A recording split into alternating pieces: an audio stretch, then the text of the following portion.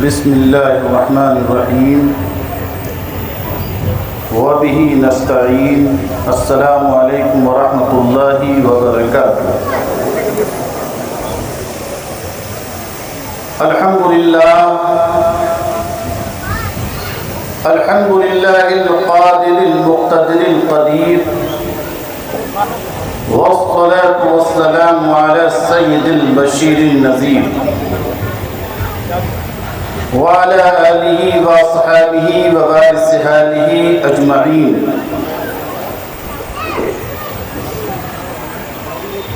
قال مرشدنا وهادینا الشیخ عبد الحمید محمد سالم قادری البدایونی رضی اللہ تعالی عنہ فی نظمہ البلیغ، زمانے بھر میں جتنے علم ہیں ان سب کو اہل دل نبی کے علم کے دریا کا ایک قطرہ سمجھتے ہیں۔ سبحان اللہ سبحان اللہ۔ صدق اللہ وصدق رسولہ النبی الکریم وصدق قائلہ۔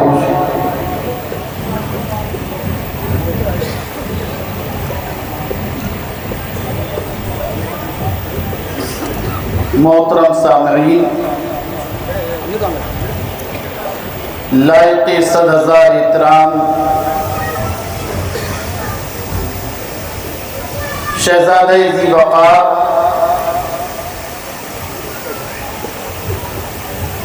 نبی رہے اعلیٰ حضرت تاج القبول حضرت علامہ مولانا فضل رسول محمد الزامیہ قادری قدسی بدایونی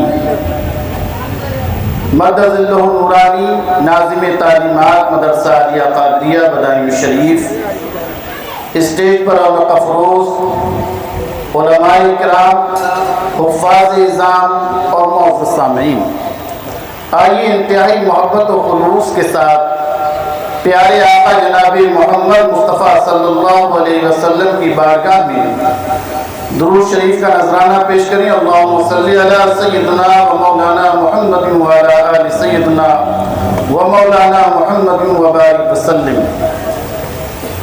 آدمیت کو نئے طرز پہ ڈھالا جس نے، آدمیت کو نئے طرز پہ ڈھالا جس نے، ڈگمگاتے ہوئے انسان کو سنبھالا جس نے، ہر برائی کو دیا دیس نکالا جس نے، کر دیا مشرق و مغرب میں اجالا جس نے، ہاں اسی انسان کو محبوب خدا کہتے ہیں، ہاں اسی انسان کو محبوب خدا کہتے ہیں، نام سنتے ہیں تو سب صلی علیہ کہتے ہیں، نام سنتے ہیں تو سب صلی علیہ کہتے ہیں۔ اللہم صلی وسلم وبارک علی سیدنا و حبیبنا و مولانا محمد وعلی آل سیدنا و مولانا محمد وبارک وسلم۔ حضرات، بڑی مبارک اور پرکیف محفل ہے، اور کیوں نہ ہو یہ سرکار مدینہ سید المرسلین امام الانبیاء کے نام سے منظور محفل ہے۔ ان کی آمد کے جشن کے طور پر اس محفل کا انعقاد کیا گیا ہے۔ اس سے قبل آپ نے 2 جلسے سماعت کیے۔ کل کے دن حضور صاحب سجادہ کے عظیم خطاب سے اور بہرہ ور ہوئے۔ آج چند کلمات عرض کرنے کے لیے میں حاضر ہو گیا ہوں، پھر انشاءاللہ ہم حضرت کے خطاب سے اپنے قلوب کو منور و مجلہ کریں گے۔ میں نے خطبہ مسنونہ کے بعد پیر و مرشد تاجدار اہل سنت رضی اللہ تعالیٰ عنہ کے ایک شعر کو اپنی تقریر کا عنوان بنایا۔ اس شعر سے پہلے جو حضرت نے اشعار کہے ہیں وہ بہت ہی معنی خیز اشعار ہیں اور حقیقتاً اہل سنت والجماعت کے عقیدے کی ترجمانی ہے۔ حضرت فرماتے ہیں کہ بتائیں کیا رسول اللہ کو ہم کیا سمجھتے ہیں، بتائیں کیا رسول اللہ کو ہم کیا سمجھتے ہیں، خدا کے بعد ان کی ذات کو یکتا سمجھتے ہیں، خدا کے بعد ان کی ذات کو یکتا سمجھتے ہیں، انہیں بندہ سمجھتے ہیں مگر ایسا سمجھتے ہیں۔ اللہ کا بندہ سمجھتے ہیں، کوئی ابن اللہ نہیں کہتے، اللہ کا بیٹا نہیں کہتے، اللہ کا بندہ سمجھتے ہیں لیکن عام بندہ بھی نہیں سمجھتے، انہیں بندہ سمجھتے ہیں مگر ایسا سمجھتے ہیں، خدا کا بندہ بندوں کا انہیں آقا سمجھتے ہیں، خدا کا بندہ بندوں کا انہیں آقا سمجھتے ہیں۔ اور حضرت فرماتے ہیں کہ زمانے بھر میں جتنے علم ہیں ان سب کو اہل دل، زمانے بھر میں جتنے علم ہیں ان سب کو اہل دل نبی کے علم کے دریا کا ایک قطرہ سمجھتے ہیں۔ حضرات، حضرت شعر کے اندر اس حدیث کی ترجمانی کر رہے ہیں کہ حضور نبی کریم صلی اللہ تعالی علیہ وسلم ارشاد فرماتے ہیں کہ ایک رات میں سویا تو میں نے اپنے رب کا دیدار کیا۔ صحیح حدیث ہے، حضور فرماتے ہیں میں نے رب کو دیکھا فی احسن صورت، بہت ہی عمدہ صورت میں جو اس کی شایان شان ہے، اللہ نے دیدار کرایا اور یہ خواب کے اندر دیدار تھا۔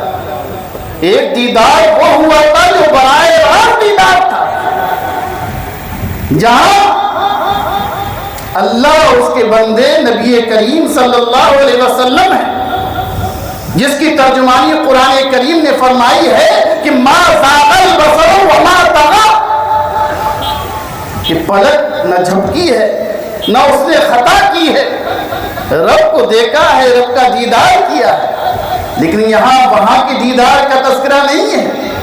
حضور فرماتے ہیں میں سویا تھا کہ رب کا دیدار کیا تو رب نے فرمایا بما یقسم الملأ الاعلی، اے میرے پیارے حبیب یہ بتاؤ یہ ملأ اعلیٰ کے فرشتے کس چیز میں بحث کر رہے ہیں، کس چیز کا تذکرہ کر رہے ہیں، کیا بحث چل رہی ہے آپس میں؟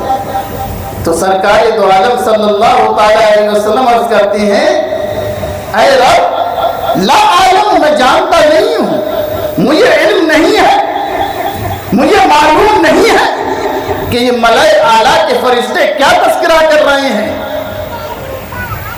تو حدیث میں آتا ہے کہ اللہ تبارک و تعالی نے اپنا دست قدرت نبی کے سینے پر رکھا جو اس کی شایان شان تھا۔ حضور فرماتے ہیں اور دست کی ٹھنڈک میں نے اپنے سینے میں محفوظ کی، اور سینے میں محفوظ کرنے کے بعد حضور فرماتے فَتَجَلَّى لِي كُلُّ شَيْءٍ فَعَرَفْتُهُ، میں نے ہر چیز کو پہچان لیا، ہر چیز کو جان لیا، ہر چیز میرے اوپر روشن ہو گئی۔ سبحان اللہ، سبحان اللہ، سبحان اللہ۔ جنوانے والی ذات رب کی ہے، پہچانے والی ذات محمد کی ہے، رب نے دست قدرت رکھا۔ اب یاد رکھیے رب نے جب کل کہا تو ساری کائنات کا وجود ہو گیا، اور رب نے دست قدرت رکھا تو کائنات کے ذرے ذرے کا علم نبی کو حاصل ہو گیا۔ فَعَرَفْتُ فَتَجَلَّى لِي كُلُّ شَيْءٍ، اہل علم جانتے ہیں کل عموم کے لیے آیا کرتا ہے، یہ عموم کو دلالت کرتا ہے۔ فَتَجَلَّى لِي میرے لیے روشن ہو جاتی ہے ہر چیز، فَعَرَفْتُ میں اس کو پہچان جاتا ہوں۔ کیوں؟ کیونکہ علم کے ذرائع آپ جانتے ہیں کئی ہیں ہمارے پاس، ہم آنکھوں کے ذریعے دیکھنے کے ذریعے بھی علم حاصل ہوتا ہے، سن کر بھی علم حاصل ہوتا ہے۔ بعض چیزیں ایسی ہیں کہ چکھنے کے بعد آپ کو معلوم ہو جاتی ہیں کہ یہ کھٹی ہیں یا میٹھی ہیں، بعض چیزیں ایسی ہوا کرتی ہیں کہ آپ چھو کر محسوس کر لیتے ہیں یہ گرم ہے یا ٹھنڈی ہے. بعض چیزیں ایسی ہوا کرتی ہیں جن کا علم سون کر ہو جاتا ہے کہ آپ ناک سے سنتے ہیں کہ یہ خوشبو ہے یا بو ہے، آپ پہچان جاتے ہیں. تو آنکھوں کے ذریعے بھی علم ہوتا ہے، کانوں کے ذریعے بھی علم ہوتا ہے، ناک کے ذریعے بھی علم ہوتا ہے، چھو کر بھی علم ہوتا ہے. لیکن یہ 5 قوتیں کے علاوہ اللہ نے ایک باطنی قوتیں دی ہیں جس کے ذریعے آپ کو علم ہوتا ہے. قوت مدرکہ کے ذریعے ہوتا ہے، قوت متصرفہ کے ذریعے ہوا کرتا ہے، قوت خیالیہ کے ذریعے ہوا کرتا ہے، اور قوت دہنیہ کے ذریعے ہوا کرتا ہے. ہر انسان کو اللہ نے 5 قوتیں ظاہری دی ہیں اور 5 قوتیں باطنی دی ہیں جن سے انسان جانتا ہے. لیکن حضرات آپ جانتے ہیں کہ یہ 5 قوتیں جو ظاہری ہیں اور 5 قوتیں جو باطنی ہیں، ایک مرحلہ ایسا آتا ہے، ایک موڑ ایسا آتا ہے کہ یہ 10 قوتیں جواب دے دیتی ہیں. آنکھ کہتی ہے کہ نہیں میں نہیں بتا سکتی، کان کہتے ہیں نہیں، معذرت کر لیتے ہیں کہ نہیں ہمیں علم نہیں ہو رہا ہے. آپ کی زبان جو ہے وہ خاموش ہو جائے گی، ناک خاموش ہو جائے گی. قوت متصرفہ یہ آپ کا جواب نہیں دے گی، قوت مدرکہ یہ جواب نہیں دے گی، خیال تصور یہ ختم ہو جائیں گے. علم کی تمام حدیں ختم ہو گئی، کوئی جواب نہیں دے رہی. کیوں؟ تو جہاں تمام انسانوں کی قوتیں ختم ہو جاتی ہیں، نگاہ دیکھنا بند کر دیتی ہے، کان سننا بند کر دیتے ہیں، زبان چکھنا بند کر دیتی ہے، قوت لامسہ جواب دے دیتی ہے، وہیں سے نگاہ نبوت شروع ہوا کرتی ہے. سبحان اللہ سبحان اللہ سبحان اللہ. نبی کریم صلی اللہ تعالی علیہ وسلم تشریف لاتے ہیں، گھوڑے پر سوار ہے، گھوڑا بدکتا ہے، آپ گھوڑے سے اترتے ہیں، صحابہ بھی گھوڑے سے اتر جاتے ہیں. سامنے چند قبریں نظر آتی ہیں، حضور فرماتے ہیں یہ 2 قبریں جو نظر آ رہی ہیں ان پر عذاب ہو رہا ہے. اب میں آپ سے پوچھتا ہوں دیکھا کس نے؟ اس کا ذریعہ کیا تھا؟ اس کا محور کیا تھا؟ یہ کیسے معلوم ہو گیا کہ صاحب قبر کو عذاب ہوتا ہے یا ثواب ہو رہا ہے؟ یہ آپ کے ذریعے آپ دیکھ سکتے ہیں؟ نہیں دیکھ سکتے، کیونکہ یہ بات عالم برزخ کی ہے اور عالم برزخ کے حالات اس عالم شہود کی آنکھ سے نہیں لے کے جا سکتے. آپ لاکھ کیمرے فٹ کر دیجئے، وہاں کا منظر آپ کو دکھائی نہیں دے سکتا. کان لگا دیجئے قبر پر، لیکن معلوم نہیں ہوگا، آوازیں سنائی نہیں دیں گی. اس کو سون کر دیکھ لیجئے، اس کو چک کر سون دیکھ لیجئے، نہیں معلوم ہوگا. تو 5 قوتیں آپ نے زور لگا لیا، یہ جواب دے گئی. نہ چھو کے پتا چلا، نہ دیکھ کر پتا چلا، نہ سون کر پتا چلا، نہ چک کر پتا چلا. اب دماغ لگائیے، جو باطنی قوتیں ہیں ان قوتوں کو بھی آزما لیجئے، سب جواب دے جائے گی. آپ نے مدرکہ لگائی، آپ نے جو ہے اس کے اندر متصرفہ لگائی، آئیڈیا لگائے، خیالات لگائے، تصورات لگائے، تصور کو تصدیق میں بدلا، لیکن یقین نہیں ہو رہا ہے، علم نہیں حاصل ہو رہا ہے کہ مزار کے اندر ہو کیا رہا ہے. لیکن ایک نبی فرماتا ہے کہ ان دونوں قبر والوں پر عذاب ہو رہا ہے، اور عذاب بھی کیسے ہو رہا ہے؟ کہہ رہے ہیں ہماری بات زبان ہے. اور یہ کوئی بڑی چیز میں عذاب کا ریزن بھی بتا رہے ہیں کہ انہیں عذاب کیوں ہو رہا ہے. ایک شخص جو ہے وہ چوری کیا کرتا تھا اس لیے عذاب ہو رہا ہے، اور دوسرا شخص جو ہے وہ پیشاب کی چھینٹوں سے نہیں بچا کرتا تھا اس لیے عذاب ہو رہا ہے. میں آپ سے سوال یہ کرتا ہوں، پہلے تو یہی جاننا مشکل ہے کہ عذاب ہے یا ثواب ہے. دوسرا یہ ریزن پتا کرنا کہ کس وجہ سے ہو رہا ہے، یہ خود اپنے اندر علم غیب ہے. اور تیسرا اس کا تدارک بھی کر رہے ہیں. ایک ٹہنی لیتے ہیں، ایک شاخ لیتے ہیں، اس کے 2 ٹکڑے کرتے ہیں، ایک قبر پر لگا دیتے ہیں، دوسرا ٹکڑا دوسری قبر پر لگا دیتے ہیں، اور فرماتے ہیں جب تک یہ خشک نہ ہوگی تر رہے گی، اللہ کی تسبیح کرتی رہیں گی اور عذاب میں تخفیف ہوتی رہے. پتا چلا کہ سب سے کمزور تسبیح جو ہے وہ نباتات کی ہے. ہر چیز تسبیح بیان کر رہی ہے، ہر چیز اللہ کی توصیف و تعریف کر رہی ہے، اللہ کی ثنا بیان کر رہی ہے. لیکن جب تک ہری رہے گی تو ان کی تسبیح کے اندر قوت ہے، جب تک تازہ رہیں گی اس وقت تک یہ تسبیح بیان کرتی رہیں گی، اور جب تک تسبیح بیان کرتی رہیں گی اللہ کی رحمت اترتی رہے گی۔ یہیں سے علماء اہل حق نے مسئلہ بیان کر دیا کہ آج پھول کیوں ڈال رہے ہو، پھول پیش کیوں کیے جا رہے ہیں مزارات پر؟ کیونکہ یہ تسبیح بیان کر رہے ہیں، آپ پھول بیان کر رہے ہیں۔ اب لوگ کہتے ہیں یہ پھول کہاں سے ثابت ہے، نبی نے تو کبھی پیش کیے نہیں۔ تو ہم کہہ رہے ہیں کچھ عقل سے بھی کام لیجیے۔ جب ایک چیز ثابت ہو گئی کہ ہری چیز جو ہے، سب چیز جو ہے، جب تک اس کے اندر حیات ہوتی ہے وہ تسبیح بیان کرتی ہے، تو ہم نے دیکھا کہ پھول تو خوشبو بھی دے رہے ہیں، پھول تو آنکھوں کو اچھے بھی لگ رہے ہیں، اس لیے ہم مزارات پر پھول پیش کر دیتے ہیں۔ لیکن آپ کو اگر پھول سے الرجی ہے تو گھاسی پیش کر دیجئے، اپنے مردوں کو ان سے ہی محروم کیوں کر رہے ہیں؟ اگر سنت پر عمل کرنا چاہ رہے ہیں کہ نبی نے جو ہے پھول پیش کبھی نہیں کیے، اگر صحابہ نے نہیں کیے، تابعین نے نہیں کیے، ائمہ مجتہدین نے نہیں کیے، تو آپ پھول نہیں، ایک دو گھاس کی ضرورت ہو تو ایسا کہہ دیجئے، ہم تو جواب دیں گے، وہی پیش کر کے دکھا دیجئے۔ تصویر تو وہ بھی بیان کر رہی ہے، کیونکہ عقل سے تو آپ نے لڑائی لے لی ہے، عقل کی تو بات مانیں گے ہی نہیں، کیونکہ کوئی اضافہ نہ ہو جائے۔ ارے اضافہ ہونے سے کون سی قباحت آ رہی ہے؟ جب یہ جو جزویہ ثابت ہو گیا، جب یہ قاعدہ ثابت ہو گیا، جو سب چیز ہوا کرتی ہے وہ اللہ کی تسبیح بیان کرتی ہے، اور یہ تسبیح جو ہے عذاب میں تخفیف کا سبب بنتی ہے۔ اور اگر جو ہے صاحب قبر جو ہے اللہ والا ہے تو درجات بلند ہوتے ہیں، اسے عرف حاصل ہوتا ہے، اسے جو ہے انسیت حاصل ہوتی ہے، اللہ کا قرب حاصل ہوتا ہے۔ تو اگر آپ کو پھول اچھے نہیں لگ رہے ہیں، اس کی خوشبو اچھی نہیں لگ رہی ہے، اس کا رنگ اچھا نہیں لگ رہا ہے، تو پھر گھاس بھوسی ڈال دیجئے، ان سے محروم مت کیجئے، کیونکہ اتنا تو کم سے کم ثابت ہو گیا۔ اب یہ نہیں ہے کہ ہر مسئلہ جو ہے اپنی پوری وجوہات کے ساتھ ثابت ہوگا تو مانیں گے۔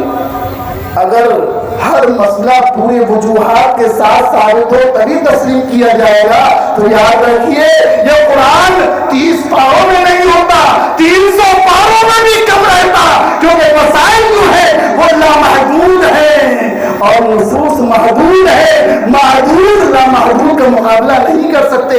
کیونکہ اس لیے حضور نے فرما دیا کہ مجتہد جب اجتہاد کرتا ہے اور اس کا اجتہاد درست ہو جاتا ہے تو دوہرا ثواب ملتا ہے، ورنہ ایک ثواب تو اجتہاد کا ضرور ملے گا۔ تو میں آپ سے پوچھنا چاہتا ہوں، بتائیے جب نبی نے دیکھ لیا کہ مزار اور صاحب قبر پر عذاب ہو رہا ہے تو اسے کس زمرے میں ڈالیں گے؟ آپ کہیں نہیں یہ غیب نہیں ہے، یہ علم نہیں ہے، تو بھائی یہ کیا چیز ہے جس کے ذریعے آپ کو قبر کے حالات معلوم ہو گئے، قبر کے بارے میں معلوم ہو گیا، تمام چیزیں معلوم ہو گئی، یہ علم غیب نہیں ہے تو یہ کیا چیز ہے؟ تو اللہ کے بتانے سے معلوم ہوا، جبریل نے بتایا۔ تو پہلے تو ہم یہ کہیں گے کہ یہاں پر کوئی وحی کا آنے کا ثبوت نہیں ہے کہ حضور ٹھہرے ہوں، اے جبریل تم آ جاؤ، اے جبریل تم بتاؤ کیا ہو رہا ہے۔ اس کو آپ ثابت نہیں کر سکتے قیامت تک، کوئی روایت نہیں مل رہی ہے، کوئی جزیہ نہیں مل رہا ہے کہ نبی نے توقف کیا۔ اور اگر مان بھی لیا جائے کہ وحی آئی تھی تو ہم کون سا کہتے ہیں کہ نبی نے اپنی ذاتی علم سے جانا ہے؟ ہم بھی تو حضور کے علم کو عطائی مانتے ہیں، ارے عطائی ماننے والے ہیں، ہم خود عطا مانے ہیں، اور نبی نے جو دیا ہے اس عطا کو تسلیم کرنے والے ہیں۔ نعرہ تکبیر، نعرہ رسالت، نعرہ غوث، حضور تاجدار اہل سنت، سبحان اللہ سبحان اللہ۔ آپ تو یہ کہتے ہیں کہ نبی کریم صلی اللہ علیہ وسلم کی ذات تو اتنی عرفہ والا ہے کہ ارے ابھی کچھ ہوا نہیں ہے، آپ جو ہے نظری نقشے بناتے ہیں، پھر اس میں خاکے بناتے ہیں، لیکن آپ کا جو نظری نقشہ ہوا کرتا ہے کبھی خطا کر جاتا ہے، کبھی درست ہو جاتا ہے، انجینئر نقشہ بنا رہا ہے، اس کے مطابق عمارت تعمیر کر رہا ہے، کبھی تو عمدہ بن جاتی ہے، کبھی اس میں غلطی ہو جاتی ہے، لیکن ایک نقشہ نبی بنا رہے ہیں، ایک نقشہ نبی بنا رہے ہیں۔ جب ہونے والی ہے صبح، نقشہ بھی تیار ہو رہا ہے، بدر کا میدان ہے، نبی کے ہاتھ میں کیا چیز ہے؟ کھجور کی چھڑی ہے، اور نقشہ بنا رہے ہیں کہ کل کیا ہوگا، ارے کل کیا ہونے والا ہے، کیا منظر ہونے والا ہے، کیا سے لاشیں گرنے والی ہیں، کون کہاں قتل ہونے والا ہے، کس کی لاش کہاں گرنے والی ہے۔ یہاں پر ایک نقشہ بنایا، ایک لائن کھینچ کر بتائی، ہاذا مصرع ابی جہل، یہ ابو جہل کے قتل ہونے کی جگہ ہے، ہاذا مصرع امیہ، یہ امیہ کے قتل ہونے کی جگہ ہے۔ آپ نے نقشے بنا دیے، قربان جائیے ایک نبی کے علم پر کہ جیسا جس کا نقشہ بنا دیا، جب صبح ہوئی تو جنگ کا نقشہ وہی تھا جو محمد مصطفیٰ نے تیار کر دیا۔ اس کو کیا کہیں گے؟ یہ علم ہے یا نہیں ہے؟ کہ یہ حواس خمسہ ظاہرہ سے جانا جا سکتا ہے، یا یہ حواس خمسہ باطنہ سے جانا جا سکتا ہے؟ ارے نہیں جانا جا سکتا۔ یہی تو علم ہے جس بیس پر نبی نے ایک بار جملہ فرما دیا، خدا کی قسم ڈاکٹر بدلتا رہے گا اپنی تجویزیں، لیکن نبی کو بدلنے کی ضرورت نہیں۔ پتا چلا بدلنے والا جو ہے وہ اندازہ ہوتا ہے، وہ تخمینہ ہوتا ہے، وہ تجربہ ہوتا ہے، وہ مشاہدہ ہوتا ہے، لیکن نبی کا تجربہ نہیں ہے، نبی کا مشاہدہ نہیں ہے، نبی کا علم وہی ہوا کرتا ہے جو زبان سے نکلا، جس کے لیے جو تجویز کر دیا، خدا کی قسم وہی اس کی دوا بن جایا کرتی ہے۔ اب جب جنگ بدر کا نقشہ آپ نے دیکھ لیا، ویسا ہی ہوا، امیہ قتل کر دیا گیا، ابو جہل قتل ہو گیا، اب ان کی لاشیں ایک کنویں کے اندر ڈال دی گئی، جسے قلیب بدر کہتے ہیں۔ حدیث میں آتا ہے امیہ بن خلف، عتبہ، شیبہ، ابو جہل کی لاشیں اس کنویں کے اندر ڈال دی۔ اب نبی ان لاشوں کے پاس آئے اور کہتے ہیں یا فلاں بن فلاں، اے فلاں بن فلاں، نام لے لے کر پکار رہے ہیں، مردوں کو پکار رہے ہیں، جن کے موتا ہونے میں کوئی شک نہیں، انہیں پکار رہے ہیں۔ کہتے ہیں ما وجدتم، ہر وجدتم، کیا تم نے پایا، ما وعدہ ربکم حقا، جو تمہارے رب نے تم سے وعدہ کیا تھا، کیا اسے حق پایا؟ صحابہ عرض کرتے ہیں یا رسول اللہ تدعو، آپ ایسے جسموں کو پکار رہے ہیں جن میں روحیں نہیں ہیں۔ حضرت عمر کہتے ہیں روایت میں ہر تتکلم اجسادا لا ارواح لہا، یا رسول اللہ ایسے جسموں کو پکار رہے ہیں جس میں روحیں نہیں ہیں۔ تو حضور کیا فرماتے ہیں؟ حضور فرماتے ہیں ما انتم باسماء منہم، ارے تم ان سے زیادہ سننے والے نہیں ہو، اے عمر جو تم سے زیادہ سن رہے ہیں یہ جواب نہیں دے سکتے۔ اب میں آپ سے پوچھتا ہوں کس کی طرف اشارہ کیا تھا؟ مرنے کے بعد ابو جہل زیادہ سننا ہے، مرنے کے بعد امیہ زیادہ سننا ہے، ارے تم کہتے ہو مردے سنتے نہیں ہیں، یا تو کفار کا مردہ سن رہے ہیں۔ اس لیے ہمارے خانوادہ کے بہت بڑے عظیم حضور نے کتاب لکھی ہے حضرت مولانا عبد القیوم شہید صاحب نے کہ مردے سنتے ہیں۔ کیوں حضور کیوں فرما رہے؟ یہ فرما رہے کہ زندوں سے بہتر سنتے ہیں۔ اس میں تفسیر کا سیغہ ہے ما انتم باسماء منہم، اے عمر، اے صدیق اکبر، اے عثمان، تم سے زیادہ نہیں سن رہے ہو، یہ سن تم سے زیادہ رہے ہیں، لیکن جواب دینے کی انہیں طاقت نہیں ہے، انہیں اجازت نہیں ہے، کیونکہ اگر جواب دے دیں، اگر قبرستان سے آواز آ جائے تو دو صورتیں ہوں گی، یا تو آپ کے قبرستان میں مقیم ہو جائیں گے، یعنی ہم بھی یہی رہیں گے، یا ایمان بالغیب تو کم سے کم چلا جائے گا، سب مومن ہو جائیں گے۔ آواز نہ دینے کی وجہ یہی ہے کہ انہیں اجازت نہیں ملی ہے، قبر والوں کو اجازت نہیں ہے جواب دینے کی، کیونکہ جواب دے دیا تو دنیا چھوڑ کر تم بھی جنگل میں چلے جاؤ گے، یا تمام کے تمام صاحب ایمان ہو جائیں گے، کیونکہ ایمان بالغیب رخصت ہو جائے گا۔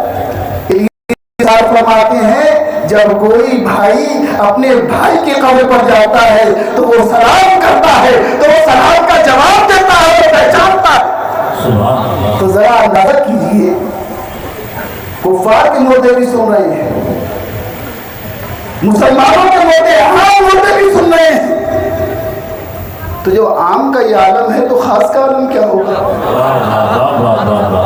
ابو جہل کا عالم ہے زیادہ سننے والا کہا گیا، امیہ کا عالم ہے زیادہ سننے والا کہا گیا، عتبہ کا عالم ہے کہ زیادہ سننے والا کہا گیا، شیبہ کا عالم ہے کہ زیادہ سننے والا کہا گیا۔ اگر امیہ بن خلف زیادہ سن رہا ہے، ایک عام مرغہ سن رہا ہے، اگر نہ سنے تو سلام کیوں کہہ رہے ہو؟ السلام علیکم یا اہل القبور، ارے قبر والوں کا نام لے کر سوال کر رہے ہو۔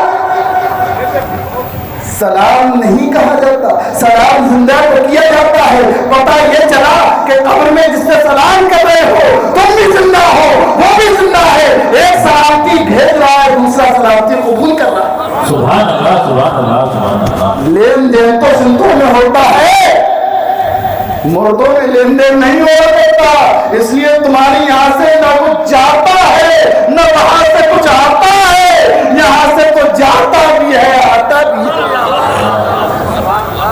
یہ تو عام مردوں کا عالم ہے حضرت، اور جن کے بارے میں یہ کہا جائے کہ زمین جو ہے جسم کا ایک روٹا نہیں کھا سکتی، خدا کی قسم اللہ کا ولی زندہ ہے، خدا کی قسم اللہ کا نبی زندہ ہے۔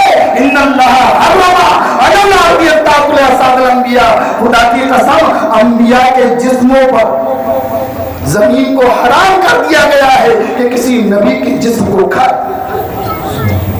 تمہارے درود پہنچائے جاتے ہیں، تمہارے سلام پہنچائے جاتے ہیں، نبی کہتے ہیں اے صحابہ جمعے کے دن کثرت سے درود پہنچائے کرو، جمعے کے دن کثرت کے ساتھ درود پڑھا کرو، تمہارے درود مجھ تک پہنچائے جاتے ہیں، تمہارے سلام میرے اوپر پیش کیے جاتے ہیں۔ صحابہ عرض کرتے ہیں یا رسول اللہ کیسے پہنچائے جائیں گے؟ ہڈیاں تو بوسیدہ ہو جائیں گی، ہڈیاں تو گل جائیں گی۔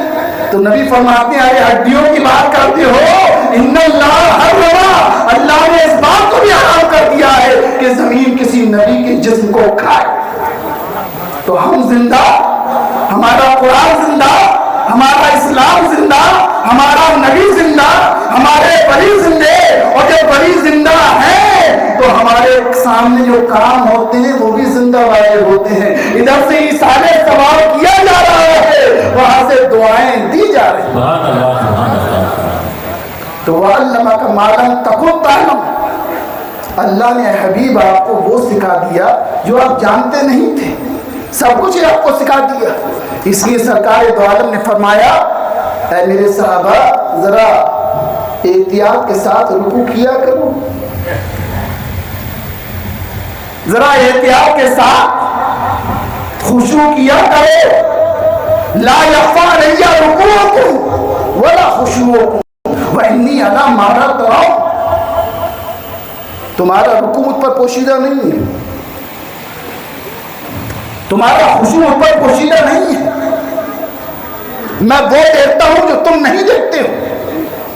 بتائیے آدمی نماز قبلے کی طرف پڑھ رہا ہے، اسے پیچھے کیا خبر ہے کہ مقتدی کیسے رکوع کر رہا ہے، اس کے ہاتھ گھٹنے پر ہیں یا نہیں ہے، اس کی کمر جھکی ہوئی ہے یا نہیں ہے، اس کی نگاہیں پٹنوے پر ہیں یا نہیں ہے، سامنے والے مصلی کو نہیں معلوم ہوتا ہے۔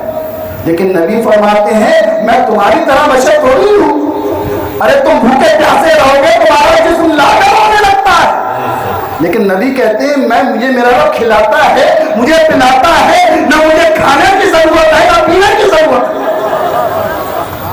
صحابہ روزہ رکھ رہے ہیں، نبی کو دیکھ دیکھ کر روزہ رکھ رہے ہیں، نبی کی سنت کو اپنانے کی کوشش کر رہے ہیں، لیکن روزہ کون سا رکھا؟ روزہ صوم وصال کا رکھا، نہ سحری کر رہے ہیں نہ افطار کر رہے ہیں، نہ سحری کا متناول کیا نہ افطار کا متناول کیا۔ جسم کمزور ہونے لگے، بشری تقاضے کے مطابق جس میں کمزوری نمایاں ہو گئی، تو نبی نے فرمایا اے صحابہ کیا عمل کر رہے ہو، تمہارے جسم کمزور نظر آ رہے ہیں۔ تو کہتے ہیں یا رسول اللہ آپ کی پیروی کر رہے ہیں، آپ کی اقتدا کر رہے ہیں، آپ صوم وصال رکھتے ہیں، ہم بھی صوم وصال رکھنے لگے، سحری میں کچھ نہیں کھایا، مسلسل روزہ رکھنے لگے، نہ افطار میں کچھ کھایا نہ سحری میں کچھ کھایا، ہم روزے رکھنے لگے۔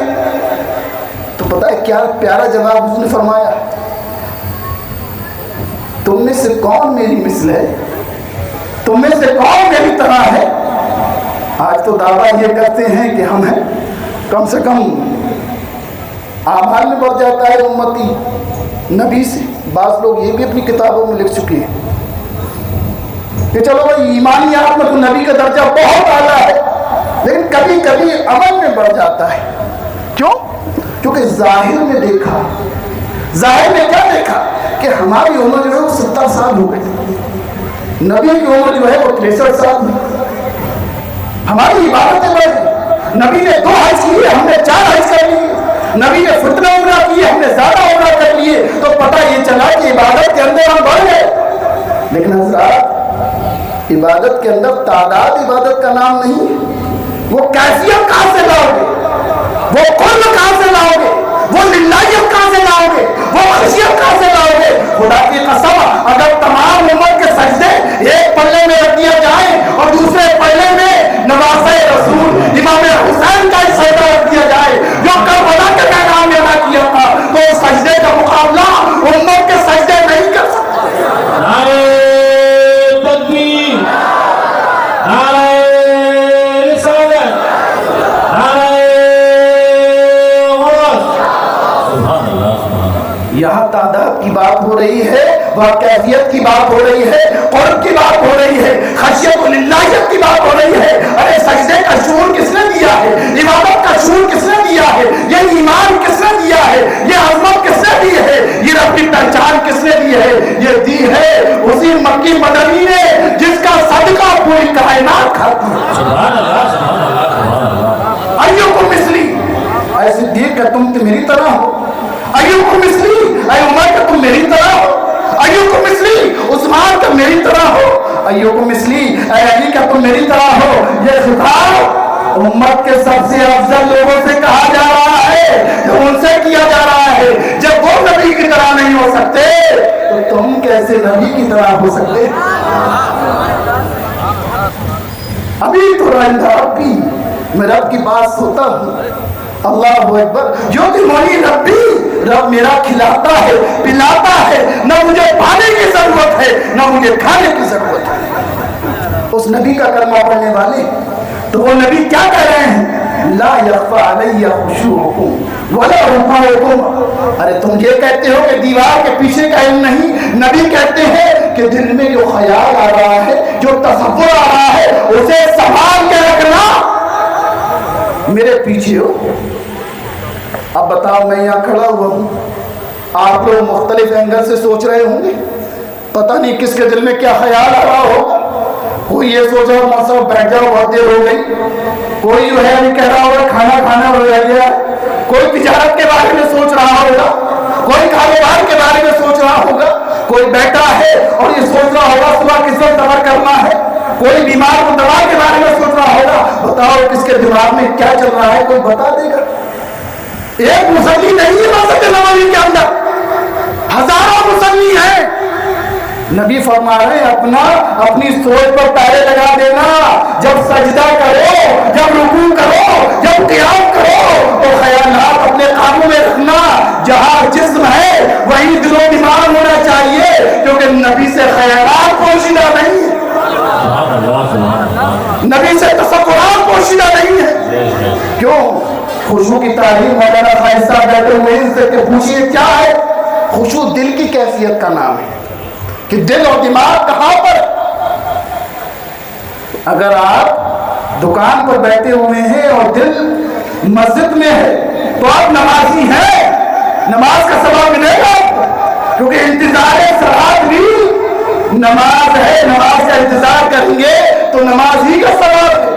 لیکن مسجد میں نماز پڑھ رہے ہیں اور دل و دماغ آپ کا دکان پر بیٹھا ہوا ہے تو نماز ظاہری طور پر تو ہو رہی ہے، تمہارا دل تجارت میں ہے تو تم تاجر ہو، نمازی نہیں۔ لیکن نبی کیا فرما رہے ہیں؟ نبی فرما رہے ہیں اپنی خیالات، اپنے تصورات اپنے قابو میں رکھنا کہ خدا کی قسم میں ظاہر کو بھی دیکھا کرتا ہوں، باطن کو بھی دیکھا کرتا ہوں، تمہارے رکوع بھی میرے سامنے ہیں، تمہارے سجدے بھی میرے سامنے ہیں اور دل کی کیفیت بھی میرے سامنے ہے۔ اس نبی کی امت میں ہیں جس نبی کے بارے میں رب نے فرما دیا کہ جس کی زندگی کا ہر پہلو روشن ہے، جس پہلو کو دیکھو وہ ہدایت والا ہے، جس اینگل سے دیکھو وہ ہدایت والا ہے، اور اتباع اسی کی کرنا چاہیے جس کی زندگی کا ہر رخ جو ہے وہ روشن منارہ۔ کیوں؟ اس لیے تو کہا لقد کان لکم فی رسول اللہ اسوۃ حسنہ۔ اے انسانوں، اگر کسی کو نمونہ حسنہ بنایا گیا ہے، اگر کسی کو اسوہ حسنہ بنایا گیا ہے تو وہ نبی کی ذات ہے، اور ذات ایسی ہے کہ جس کی زندگی کا ہر پہلو روشن ہو۔ ہم اپنی اپنی زندگی کو دیکھیں، ہمارا کوئی پہلو روشن ہوتا ہے، کہیں کمزوریاں ہوتی ہیں۔ کوئی ایسا نہیں کہہ سکتا کہ میری زندگی کامل ہے، اکمل ہے، ہر لحاظ سے پیروی کے قابل ہے۔ نہیں، کسی کی ظاہری زندگی اچھی ہے تو باطنی خراب ہے، کسی کی گھریلو زندگی اچھی ہے تو تجارت کا معاملہ خراب ہے، لیکن نبی کی زندگی ایسی زندگی ہے جس کو نمونہ بنانے کا حکم دیا گیا، جس کی زندگی کا ہر پہلو روشن ہی روشن ہے۔ تاجر کی حیثیت سے دیکھیں گے تو قابل تقلید ہے، شوہر کی حیثیت سے دیکھیں گے تو قابل تقلید ہے، ارے قائد کی حیثیت سے دیکھو گے تو قابل تقلید ہے، جنرل کی حیثیت سے دیکھو گے تو قابل تقلید ہے، حاکم کی حیثیت سے دیکھو گے تو قابل تقلید ہے۔ خدا کی قسم ایسی زندگی عطا فرمائی ہے کہ جن کی زندگی کا ہر پہلو محفوظ ہے۔ ہمارے پاس انبیاء کرام کی تاریخی موجود ہے، تاریخی حیثیت ہمارے ساتھ مسلم ہے، لیکن اتنی تفصیل کے ساتھ ہر ایک چیز کسی بھی نبی کی محفوظ نہیں کی گئی، کیونکہ نبی کو اسوہ حسنہ بننا تھا، قیامت تک کے لیے تمام کے لیے تقلید کا نمونہ بننا تھا۔ اس لیے آپ کو احادیث مبارک آپ کی محفوظ کی گئی، اور ایسی محفوظ کی گئی کہ جس کو جو چاہا حضور نے عطا فرما دیا۔ علم والے ہیں، اور کوئی علم لینے کے لیے آیا تو کہا اچھا آ جاؤ، کہیں ظاہر میں عطا فرمایا کہ پڑھو بھائی، یاد کرو، اور کسی سے کہا کہ دامن پھیلاؤ، تمہیں ایک دم دینے کا ارادہ ہے، تمہیں ایک دم نوازنے کا ارادہ ہے۔ حضرت ابو ہریرہ جو سب سے بڑے صحابی ہیں اس حیثیت سے کہ سب سے زیادہ حدیثیں ان کی روایت کی گئی، کثیر الروایت صحابی ہیں، 5557 کم و بیش احادیث ان سے مروی ہیں۔ یہ حضور کی بارگاہ میں حاصل ہوتے ہیں، عرض کرتے ہیں یا رسول اللہ میں آپ کی حدیثیں سنتا ہوں بھول جاتا ہوں، پھر یاد کرتا ہوں پھر بھول جاتا ہوں، بعض حدیثیں یاد رہتی ہیں بعض بھول جاتا ہوں۔ تو حضور فرماتے ہیں آؤ قریب آؤ، اپنی چادر اٹھاؤ۔ حضور لب اٹھاتے ہیں، ایک ڈالتے ہیں، دوسرا بھرتے ہیں، دوسرا ڈالتے ہیں، تیسرا لب اٹھاتے ہیں، تیسرا بھرتے ہیں۔ لب خالی نظر آ رہے ہیں، بظاہر خائر بھی ہیں، لیکن یہاں پر حفظ کی دولت عطا کی جا رہی ہے۔ بھر گئی چادر، ہاں ابو ہریرہ تمہاری چادر بڑھ گئی ہے، چادر سینے سے لگاؤ۔ ابو ہریرہ نے چادر سینے سے لگائی، پھر کہتے ہیں اس کے بعد خدا کی قسم رسول کی جو بات سنی کبھی بھولا نہیں۔ سبحان اللہ سبحان اللہ سبحان اللہ۔ میرا نبی وہ نبی ہے کسی کو عظمت دے رہا ہے، کسی کو دولت دے رہا ہے، کسی کو سرداری دیتا ہے تو کسی کو ظاہری علم دیتا ہے تو کسی کو باطنی علم دیتا ہے۔ اور ابو ہریرہ کو ظاہری بھی دیا، اور ایک حدیث میں آتا ہے باطنی بھی دیا، راز کی باتیں بھی بتائیں۔ اسی لیے ایک حدیث میں حضور حضرت ابو ہریرہ کہتے ہیں کہ اللہ کے رسول سے میں نے 2 قسم کے علم حاصل کیے، ایک علم وہ ہے جو تمہارے درمیان پھیلا دیا ہے، اور ایک علم وہ ہے اگر بتاؤں تو میرا حلق کاٹ دیا جائے، یعنی راز کی باتیں بھی بتائی ہیں جو چھپانے کی ہوا کرتی ہیں، اور ایک ظاہری علم بتایا ہے جو تمام میں پھیلانے کا ہوا کرتا ہے۔ تو اس نبی کا ہم جشن منا رہے ہیں، اس کی آمد کے جشن منا رہے ہیں، جو نبی دیتا بھی ہے، دلواتا بھی ہے، دیکھتا بھی ہے، دکھاتا بھی ہے، نوازتا بھی ہے، اور نوازنے کا طریقہ بھی بتاتا ہے۔ کبھی کہتا ہے اچھا آؤ میں تمہیں دینا چاہتا ہوں، صحابی آتے ہیں کہتے ہیں کیا لینا چاہتے ہو؟ یا رسول اللہ مجھے تو آنکھیں چاہیے۔ آنکھیں؟ بہت سے لوگ یہ کہتے تھے کہ بھئی جو اسباب کے تحت چیز آئے وہ تو مانگ سکتے ہو، لیکن جو اسباب کے تحت چیز نہیں آتی ہے، جو ما فوق الاسباب ہے، اسے نہیں مانگ سکتے۔ بھئی آپ رسول کی بارگاہ میں جائیے یا کسی کے پاس جائیے، اس سے کہیے بھئی گیہوں دے دو، وہ دے دے گا، مانگ سکتے ہو؟ چاول مانگ رہے ہیں، بھئی بسکٹ مانگ لو، ارے زمین مانگ لو، جائیداد مانگ لو، یہ ظاہری چیزیں یہ اسباب کے تحت آتی ہیں، یہ مانگی جا سکتی ہیں۔ کپڑا مانگ لو، ٹوپی مانگ لو، اس میں کوئی مذائقہ نہیں ہے، لیکن اسباب کے تحت جو چیز نہیں آتی ہے وہ نہیں مانگ سکتے۔ کسی دکان پہ جا کے کہو کہ بھئی ہمیں جو ہے آنکھیں چاہیے، آنکھیں دے دو، قیمتی آنکھیں ہونا چاہیے، دور پاس کا صحیح دیکھ سکے تو کہ مل جائیں گی، اسباب کے تحت آتی ہے چیز۔ لیکن آپ کی منطق درست نہیں ہے۔ کیوں؟ کیونکہ صحابی آئے ہیں، کپڑا نہیں مانگا ہے، ٹوپی نہیں مانگی ہے، لباس نہیں مانگا ہے، گلہ نہیں مانگا ہے، رسول کی بارگاہ میں آئے ہیں اور ڈائریکٹ مانگی ہے آنکھیں۔ اب میں آپ سے پوچھتا ہوں، یہ کعبہ موجود نہیں تھا کیا اس وقت؟ کیا صفا مروا نہیں تھا؟ کیا میدان عرفات نہیں تھا؟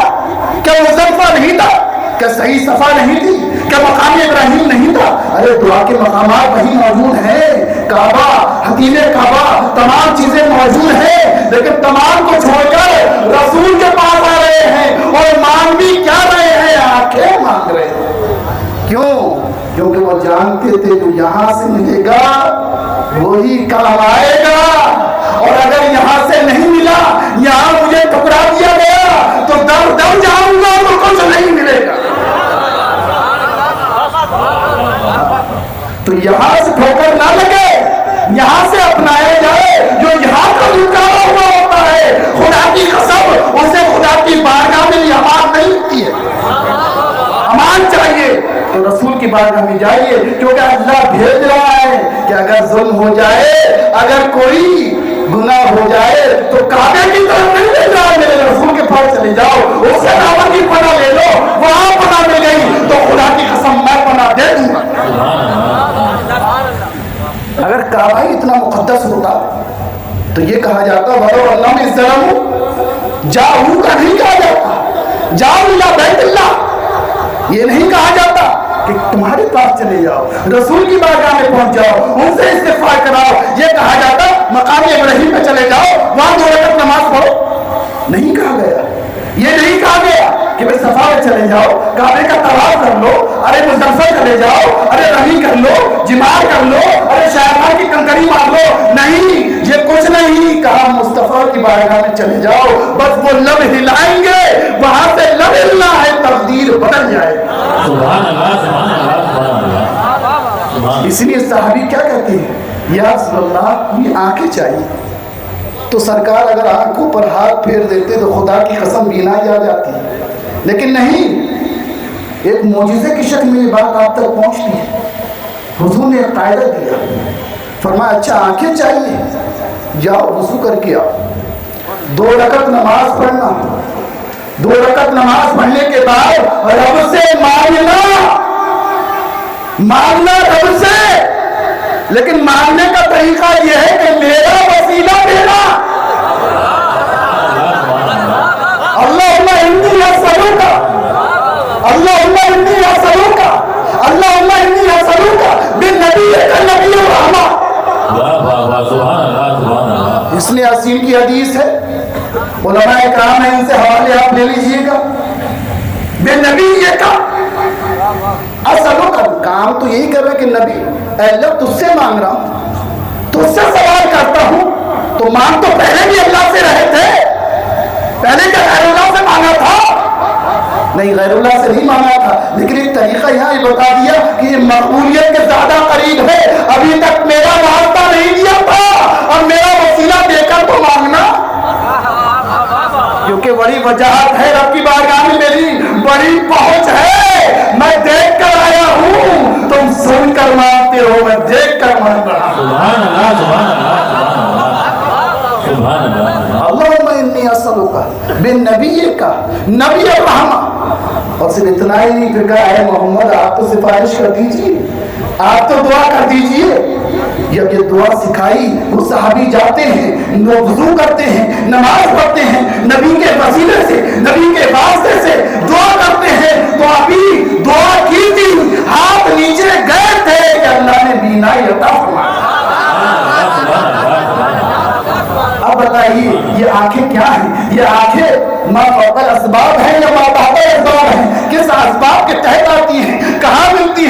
بہت سے نابینا تلاش کر رہے ہیں، بہت سے نابینا ہے، وہ دکان پر چلے جائیں اور لے لے اور خرید لے. یہ خریدنے کی چیز نہیں ہے، نبی کے در سے مانگنے کی چیز ہے. اور مانگو گے تبھی تو ملے گا. ایک صحابی ہے، جنگ میں کیا ہوتا ہے، جنگ کے اندر جو ہے آگ پر تیر لگتا ہے، ڈیلا باہر آ جاتا ہے. کہاں جانا چاہیے تھا؟ کسی حکیم کو تلاش کرنا چاہیے تھا نا، کسی ڈاکٹر کو تلاش کرنا چاہیے تھا کہ یہ بھائی ڈیلا نکل آیا، کیا کرنا ہے. نہیں، وہ صحابی نبی کے بارے میں آتے ہیں. ارے طبیب حاذق تو یہی ہے. صحابہ کا مرجع کل محمد مصطفیٰ کی ذات ہے.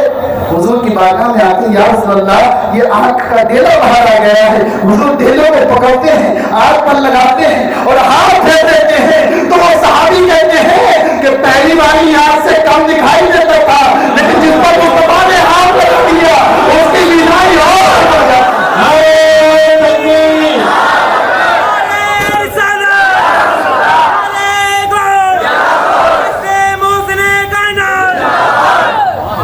صحابی آتی ہے، کیا ہوا؟ ارے کیا مانگنا ہے، کیا لینا ہے؟ یا رسول اللہ میری پنڈلی ٹوٹ گئی ہے، پنڈلی ٹوٹ گئی ہے. ارے ہڈی والے ڈاکٹر کو دکھایا جاتا، پٹی والی آتی نہیں، محمد مصطفیٰ کی بارگاہ میں آتے ہیں، علاج یہیں سے ملے گا. ارے ظاہری شفا یہی دینے والے ہیں. اور اس حدیث کے تمام حوالے ہمارے علماء اکرام سے لے لیجئے گا. ہر حدیث ٹھکی پٹی ہے، متفق علیہ ہے، اور کم سے کم بخاری مسلم میں اگر نہیں ہے تو صحیح حدیث ضرور ہے. اللہ کے رسول فرماتے ہیں فوراً اپنا لعاب دہن، منہ کا لعاب نکالتے ہیں، کہتے پنڈلی سامنے کرو. وہ پنڈلی سامنے کرتے ہیں. ابو رافع ہے غالباً وہ صحابی رسول، ابو رافع اپنی پنڈلی ہمارے سامنے کرو. پنڈلی سامنے کی جاتی ہے، حضور اپنا لعاب دہن لگاتے ہیں اور ہاتھ پھیر دیتے ہیں. وہ صحابی چلتے ہوئے گھر واپس جاتے ہیں. سبحان اللہ. ایک صحابی پھر حاضر ہوتے ہیں، یا رسول اللہ میرے بھائی کو جو ہے وہ دست آ رہی. حضور فرماتے ہیں اسقی یا صلاح، جاؤ شہد پلاؤ. دستوں کے اندر شہد، دستوں کے اندر شہد. رسول نے فرمایا ہے، فوراً جا کے پلا دیا، دست بڑھ گئے. اگر یہی معاملہ ہے کہ ڈاکٹر کے پاس ہوتا فوراً دوا بدل دیتا، بھئی یہ دوا دے چیز کرو، یہ خراب ہے، تشخیص غلط ہو گئی، یہ والی دوا دو. یا رسول اللہ دست بڑھ گئے ہیں، آپ نے فرمایا تھا کہ شاید پلاؤ، شاید پلایا گیا ہے لیکن دستوں میں اضافہ ہو گیا. حضور فرماتے جاؤ پھر شہد پلاؤ. شہد پھر پلایا جاتا ہے، دست پھر بڑھ جاتے ہیں. وہ شخص پھر حاضر خدمت ہوتا ہے، عرض کرتا ہے یا رسول اللہ دست اور بڑھ گئے ہیں، وہ بھی ٹلنے کو تیار نہیں ہے، یہ بھی بدلنے کو تیار نہیں ہے. وہاں تو یہاں تو مریض جو ہے ڈاکٹر ہی کو بدل دیتا ہے، کہتا نہیں اس سے فائدہ نہیں ہو رہا، دوسرے کو دکھائیں گے، اب حکیم صاحب کو دکھائیں گے، اب ہومیوپیتھک والے کو دکھائیں گے، اب آیوروید کو دکھائیں گے. بدل رہا ہے کیونکہ اس سے بھی معلوم ہے کہ اسے قطعی علم نہیں ہے، یہ تجربے کی بنیاد پہ بول رہا ہے، یہ رپورٹ کی بنیاد پر بول رہا ہے. لیکن صحابی جانتا ہے یہ اللہ کی زبان سے بول رہا ہے. وہ کیوں بدل دے گا؟ بدلنے کی ضرورت تمہیں ہے، صحابی کو نہیں ہے. اچھا نہیں بدلا، پھر آئے یا رسول اللہ اب تو اور 10 بڑھ گئے. صدق اللہ وَقَذَبَ بَكْرُ أَخِيكَ، ارے اللہ سچا ہے، تیرے بھائی کا پیٹ جھوٹا ہے. پھر شاید پلا، اب شاید پلایا جاتا ہے تو مریض صحت یاب ہو جاتا ہے. یہ نبی کی زبان ہے. وَمَا يَنطِقُ عَنِ الْهَوَىٰ إِنْ هُوَ إِلَّا وَحْيٌ يُوحَىٰ. نبی جب بولا کرتا ہے تو زبان اس کی ہوا کرتی ہے، کلام خدا کا ہوا کرتا ہے. اسی لیے تو ہم نے یہ کہا ہے کہ نبی کا علم جو ہے قطعی ہے، نبی کا علم یقینی ہے. نبی جو ایک بات کہہ دیتا ہے پھر رد کرنے کی ضرورت نہیں ہوتی ہے. جنگ خندق چل رہی ہے، خندق میں لڑائی ہو رہی ہے. صحابہ کتنے ہیں؟ 1400 صحابہ ہیں، 1400 صحابہ موجود ہیں. حضرت جابر حضور کی کیفیت دیکھتے ہیں کہ 3 دن کے بھوکے ہیں، صحابہ بھوکے ہیں. آپ کے دل میں خیال آتا ہے کہ حضور کو جو کچھ پیش کرنا چاہیے. گھر آتے ہیں، اپنی بیوی ام سلمہ سے کہتے ہیں گھر میں کچھ ہے؟ ام سلمہ کہتی ہیں کہ بس ایک سا جو ہے وہ جو موجود ہے، ایک سا جو ہوتے ہیں غالباً 4 کلو 90 گرام، کیونکہ آدھا سا جو ہوتا ہے 2 کلو 45 گرام جو صدقہ فطر آپ دیتے ہیں، اور ایک چھوٹا سا میمنا ہے 6 مہینے کا، اسے ذبح دیتے ہیں۔ انہوں نے ذبح کر لیا اور کھانا بنانا شروع کر دیا۔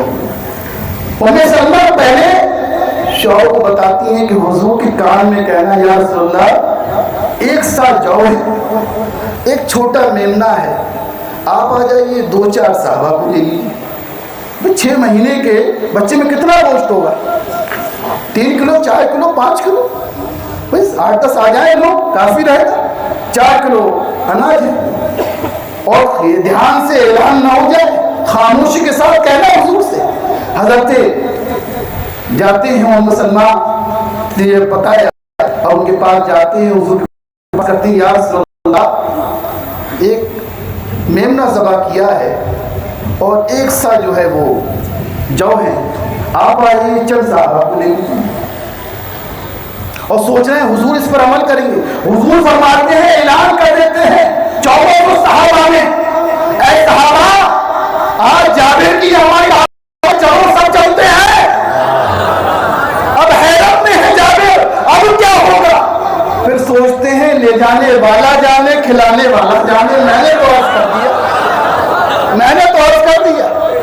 جاتے ہیں، حضرت ام سلمہ جب دیکھتی ہیں 1400 صحابہ چلے آ رہے ہیں، وہ بھی گھبرا جاتی ہیں کہ اب کیا ہوگا، لیکن ان سے حضور نے فرما دیا تھا کہ میں آؤں اس سے پہلے ہانڈی چولہے سے نہ اتاری جائے، آٹا گوندھ لیا ہے، روٹی نہ پکائی جائے۔ جب حضور آتے ہیں تو ہانڈی کے اندر لعاب دہن ڈال دیتے ہیں، آٹے کے اندر لعاب دہن ڈال دیتے ہیں، اور ام سلمہ سے کہتے ہیں چند اور پکانے والی بلا لو، ایک تو نہیں چند اور بلا لو۔ چند اور آ رہی ہیں، روٹیاں تیار ہو رہی ہیں، صحابہ کا دستہ آ رہا ہے، ان میں جو انگیٹھی میں سے اس میں سے روٹیاں نکالی جا رہی ہیں اور ہانڈی میں سے سالن نکالا جا رہا ہے۔ 14 صحابہ کھا کر چلے گئے، 20 صحابہ پھر آتے ہیں، وہ کھاتے ہیں، یکے بعد دیگرے 1400 صحابہ سیراب ہو جاتے ہیں۔ حضرت جابر کہتے ہیں ہانڈی ابھی بھی جوش مار رہی تھی اور پہلے سے زیادہ کھانا نظر آ رہا۔ سبحان اللہ، سبحان اللہ، سبحان اللہ۔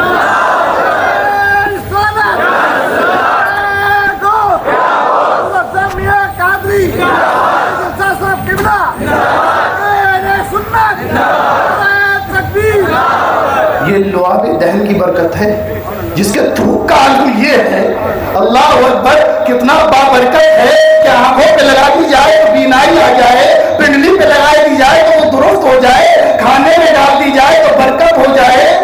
تو ہمارے حضرت فرما رہے تھے اگر کسی کو تھوک سے موازنہ کرنا ہو کہ نبی کا تھوک ہمارے تھوک میں کچھ تو فرق ہوگا، تو ایک بار ایک تقریر میں بیان کیا تھا صاحب سجادہ نے کہ اپنی گھر کی انگیٹھیاں ہانڈی کے اندر ذرا تھوک ڈال دینا، یا روٹی کے اندر جو ہے وہ تھوک ڈال دینا، اگر بیوی ہوگی تو چپل سے خبر لے گی، ماں ہوگی تو جھاڑو سے خبر لے گی، بتا دے گی تمہارے تھوک کی حیثیت کیا ہے۔